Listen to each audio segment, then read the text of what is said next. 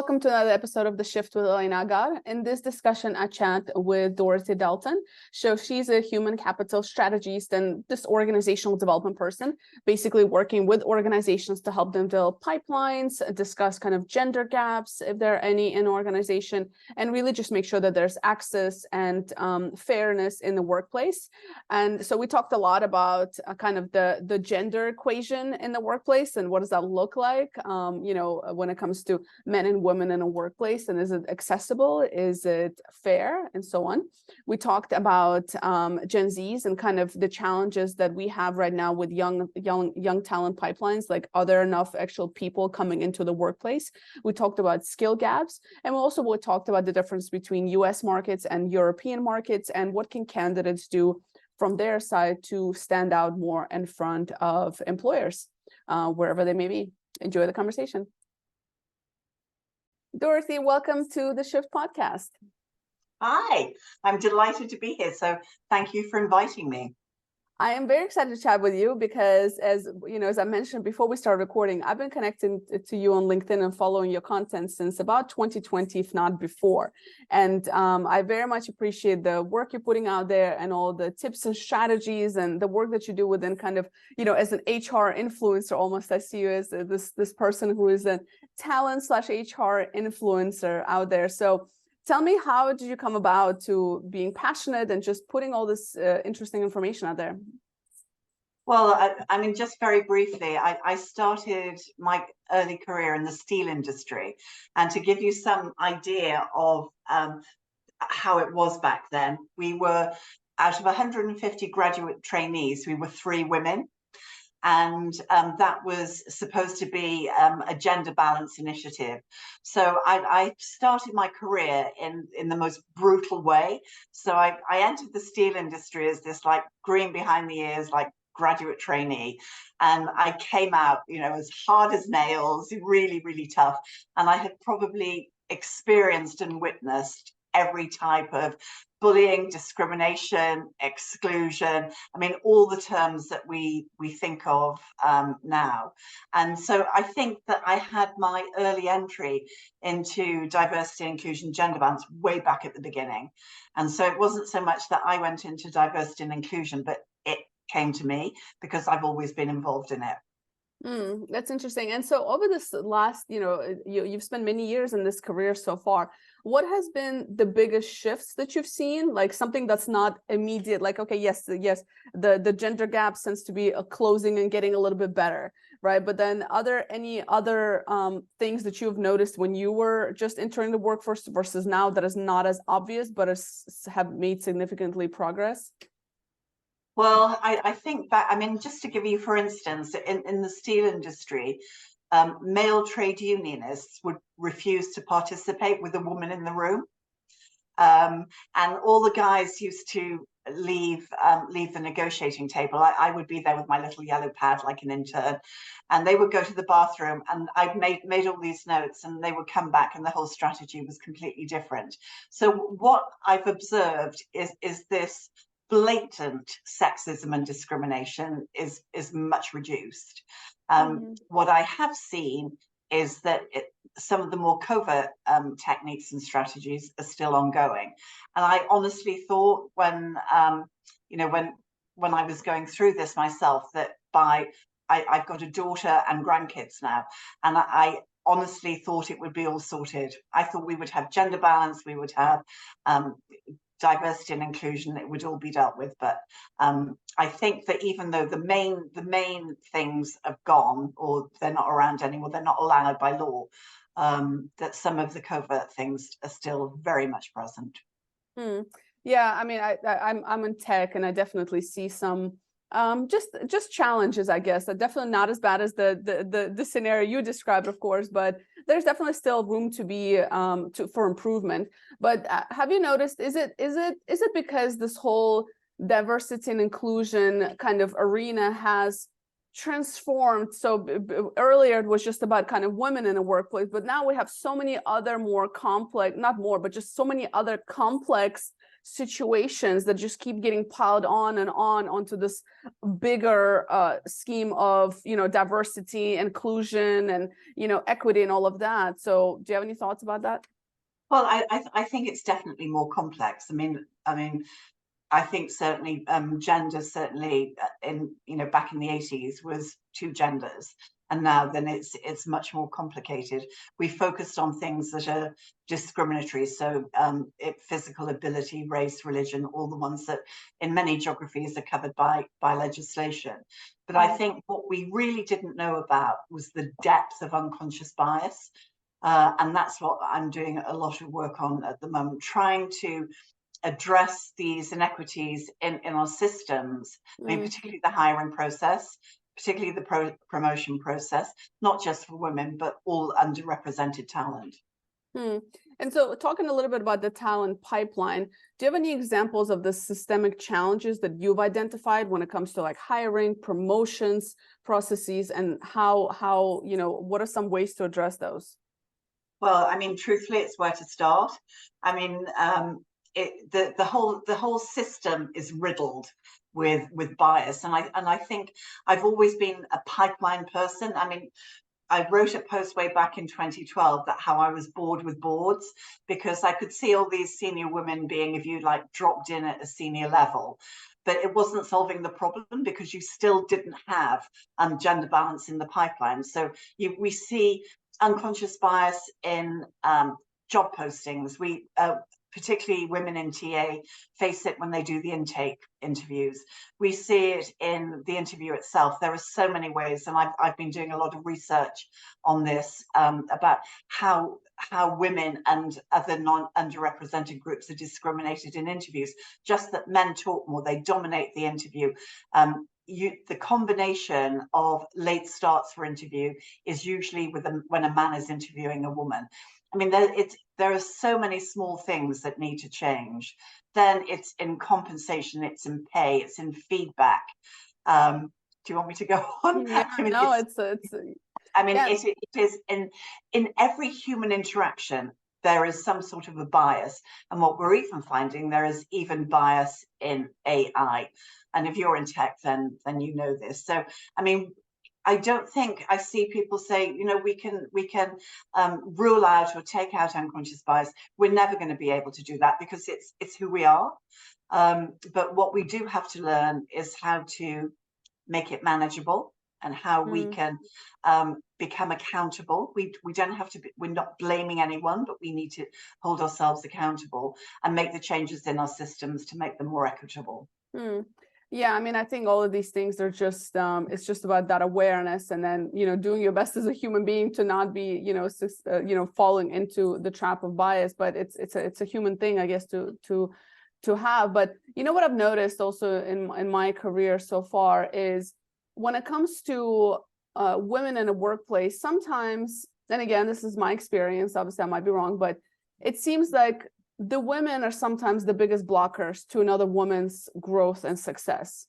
And so there's almost this competitive nature to women. And I don't know if it's because the top is so, you know, small, like it's more leaner. And so there's competition, and it's, you know what I mean? And as a woman who has, you know, gone through the ranks and et cetera, maybe at that point you kind of become like, okay, it's like it has to be me type mentality. But I see more blockers from women in the workplace than men. Any thoughts on that? I won't say there are more from women than men, because there are just fewer women. But I mean, I do see what you're saying, and I think that we automatically assume that because there is a woman there that she will be supportive. But that's not very often the case. It can be what we call, you know, the queen bee syndrome, where they're used to being the only woman in the room. They've come up the hard way, you know, they bust their chops to get there, and they just like it the way it is. And then you get the others who actively sabotage the other women who are trying to progress, and that is really difficult to deal with, but it has to be dealt with. And this is where systemic change can help, because if organizations have systems in place, the influence of individuals, whether male or female, will be greatly reduced. I can also see how maybe a coaching, like individual coaching with specific leaders and managers in particular, and people that are responsible for recruitment can possibly help, because I can't help but think that, some of us we don't know what we don't know. And even through my own experiences, when I speak with a coach who's unbiased and who is, very objective opinion, who is not somebody I know personally and so on, it's almost like I'm able to be a little bit more honest and transparent about things I don't know. And then it helps me learn and kind of navigate my career path accordingly. So I wonder, what you think about coaching as one tool to minimize some of these things we're dealing with. I mean, I think any tool that creates awareness is great. And some people prefer that one-to-one coaching or small group coaching than the big awareness courses that people run. I mean, I think, and I love this line, that inclusion starts with I. So anything that you can do to modify your own behavior, learn your own biases, find out what your trigger points are, and have strategies to help you deal with them. But it can't be done without systemic change. So you really have to get into your hiring systems, your promotion systems, all of these, and the individual behavior, because they're obviously going to play a part in the talent pipeline. And again, speaking on the talent pipelines, I almost see as this challenge, and this is my guess, that this challenge of especially between men and women in workplaces, like with the baby boomers, it was significant. With the Gen X, also yes. With the millennials, also there's now, I'm an elderly millennial, so I can feel that.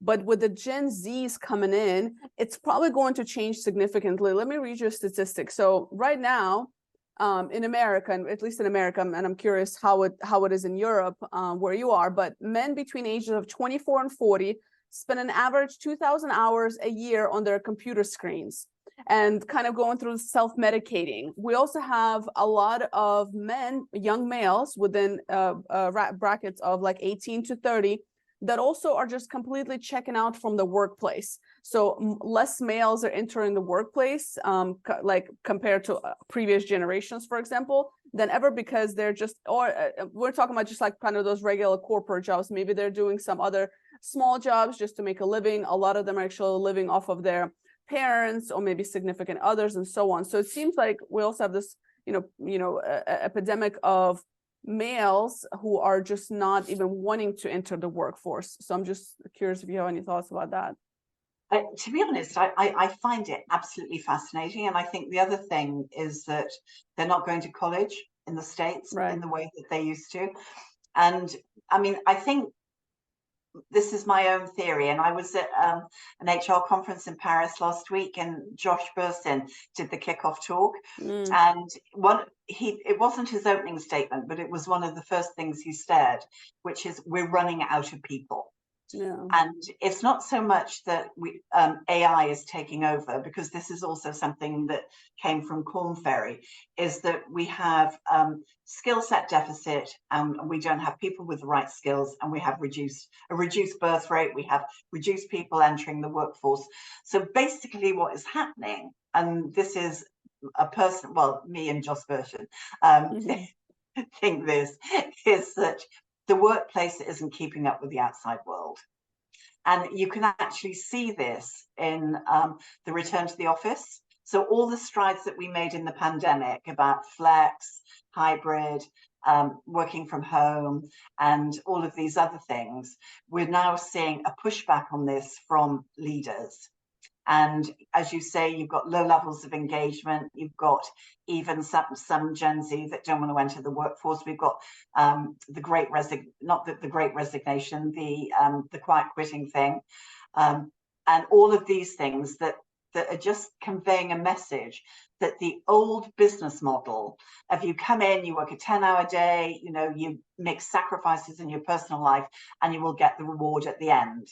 And I think there are a lot of people that are not buying into that anymore. So we have to make our workplaces more attractive to a new generation that has different expectations.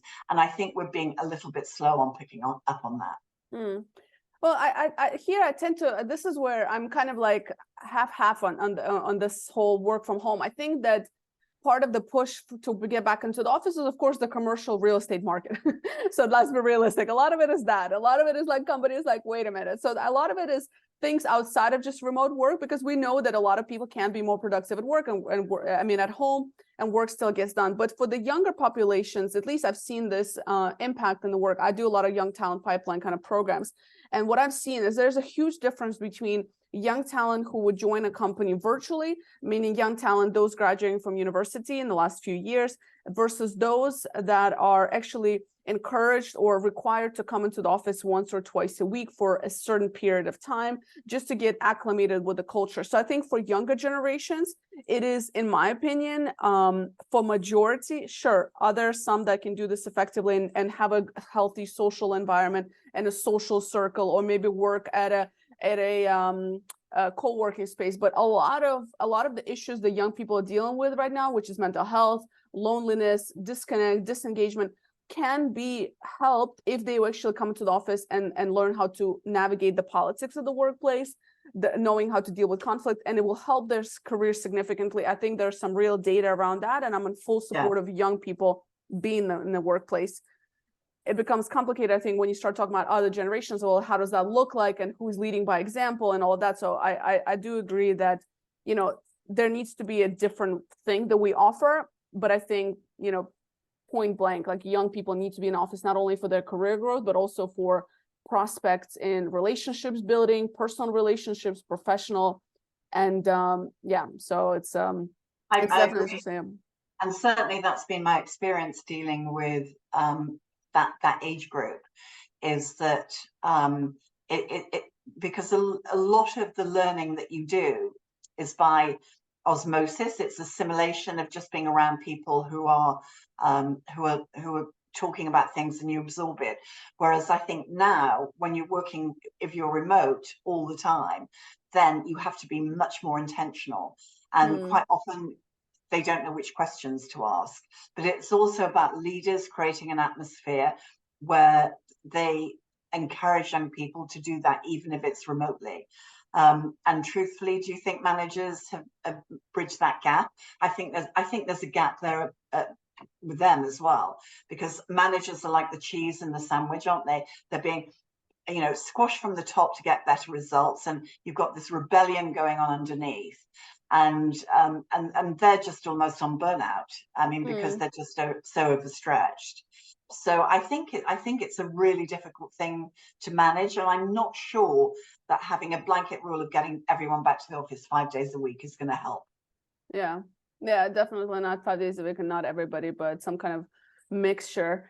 Is it similar in Europe in terms of just some of the things we're talking about, like the young talent, the young, you know, especially the young males coming into the workforce? Is it similar challenges people you're seeing in Europe, or is it a very Americanized thing? I haven't read that. I mean, I think they're still having some mental health issues with young men. I think that's a global problem. I mean, certainly I'm based in Brussels, and judging by the rush hour traffic, I think that hybrid is the norm. I know a lot of organizations that are cutting back on office space, and then people have you know, the hoteling arrangement where you book your desk. And I think there are a lot of organizations that are doing that, where hybrid is possible, but then you have a lot of young people who don't always have the accommodation, because in Europe, our apartments and our houses are much smaller. I mean, they're not like in the States where they're much, you know, they're big and spacious. So they might be sharing a flat with somebody, or they might be living with their parents. So there are all of these social issues going on, which we really need to be more aware of than just having a workplace persona and then a non-professional persona. Yeah, that makes sense. I think there are a lot of like cultural, social things that are different between the US. And another thing that we kind of see, this huge phenomenon, is a lot of people changing careers. Some people, a lot of layoffs as well happening, at least in the US and some of the larger organizations, and there are probably still some to come. So when you are dealing in this very competitive market, and I'm curious how it is in Europe at the moment, because I know Europe has its own dynamics, because then the language plays a huge role, and Europe is so diverse in many ways, right? So language plays a role as well. So, within your experience of just career development and career coaching and making sure candidates are like, presenting themselves at the top level, what are some things that you can recommend for people to do as they're navigating career change or just job search? Well, I think in Europe, we don't have the same volatility that you have in the States. I mean, for example, in Belgium, which is a very conservative country, we only had 3% of job movement last month, which is really, really low. In fact, it's almost unhealthily low. But what we do have is skill set shortages, and that's right across Europe. I think Germany has 1 million open jobs. So I think it's about really, for individuals, if they're trying to career pivot or change jobs, is really to identify their transferable skills and to present themselves, raise their visibility, have a personal brand, and to network. And I think particularly now that the pandemic, well, I won't say that the pandemic is over, COVID is still around, but the pandemic is over, that to start personally networking. Yeah. So I think that I would do all of those things. And when you talk about the skill shortage, what are some of the skills that you see are, big chunks? Like here in the States, some of the bigger ones we see are within the cybersecurity roles, particularly because it's just so like people that you look for cybersecurity people, they're very like, they want unicorns because they need to have all these extreme certifications. We also have a shortage in healthcare. And those sort of roles, but what is it in Europe right now that you're seeing? I think there's a shortage in tech, there's a shortage in manufacturing, but at the same time they're laying people off. I think what I feel is hard for job seekers is that how to position themselves, and they get really frustrated because they might be they think they're fully qualified and they mightn't be successful. So I think what I would like to see is organizations being more flexible in the way they assess candidates and not sticking to rigid, things like academic qualifications, number of years experience, that sort of thing. I think we've just got to be more flexible about things like that. And job seekers have to address either you can call it the pain points or the opportunity points of the job ad. Last executive search that I ran, 86% of the candidates were not just unqualified, they were wildly unqualified. So a lot of candidates are just doing easy apply, they're sending off for everything. But it's really important to, I think, focus on fewer applications, but make sure that they're targeted. And if possible, focus followed up by networking, try and reach out to people in the organization to make sure that that maybe you have an in or you have an insight into the way the company is managed or run. And I know you post a lot of these kind of articles and blogs and tips and polls and all sorts of super useful information on your LinkedIn. Is that the best place for people to find you and follow you? Or is there somewhere else? I mean, definitely connect with me on LinkedIn. Always happy to connect, and particularly for job seekers, there is so much rich content out there. There's a lot of snake oil, as you know. I mean, people flogging products that are cheap, but it's really important to be strategic and do your due diligence about the type of information that you want to read and to implement for your own job search. And last question I have for you that I ask all of my guests is, what is one question you wish people would ask themselves more often? That's a really hard question to answer. I think that what I would like to see is people really develop self-awareness around what their real goals are, so that it doesn't matter how the question is phrased, but I mean, to use the Marie Kondo, does this spark joy?